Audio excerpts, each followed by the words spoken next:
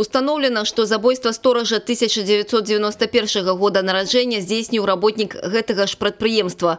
Жыхар Пінска 1978 года нараджэння. У ходе расследования высветлілася, свое злачынство мужчына спланаваў загадзя. Падрыхтаваў нож, выбраў час і ўсё дзеля завалодання грашыма сейфа. Забіць маладога стоража абвінавачаны планаваў днём раней, аднак прыехаўшы на месца, убачыў, што замест абранай ахвяры працуе жанчына.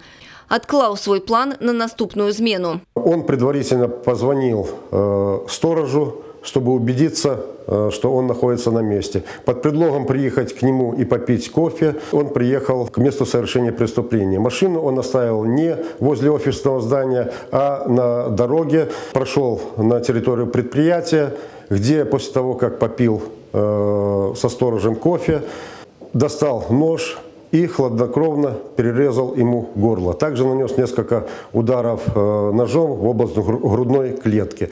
Убедившись, что сторож не подает признаков жизни, он прошел в другое помещение, где находился сейф этой организации, и стал искать ключ. Сейф адчыніць не атрымалася, прыйшлося забраць з сабой. Схаваў у хлеве, потым перавёз у гараж знаёмага. З дапамогай інструмента адчынілі.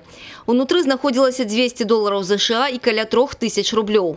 Часть денег он отдал своему товарищу, который не знал о совершенном убийстве, за то, что ему вскрыл сейф. Другие деньги, часть денег потратил на приобретение вещей для себя, а также для своей подруги. Суд прызнаў мужчыну вінаватым у здзяйсненні забойства з асаблівай жорсткасцю і разбою. Прызнаў гэта і ён сам.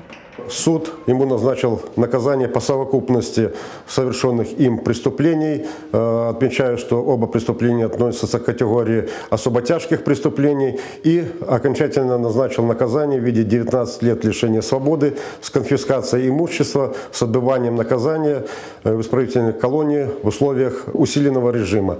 Таксама вінавачаны павінен выплаціць маці загінуўшага хлопца матэрыяльную кампенсацыю маральнай шкоды. У законную сілу прыгавор пакуль не ўступіў і можа быць абскарджаны.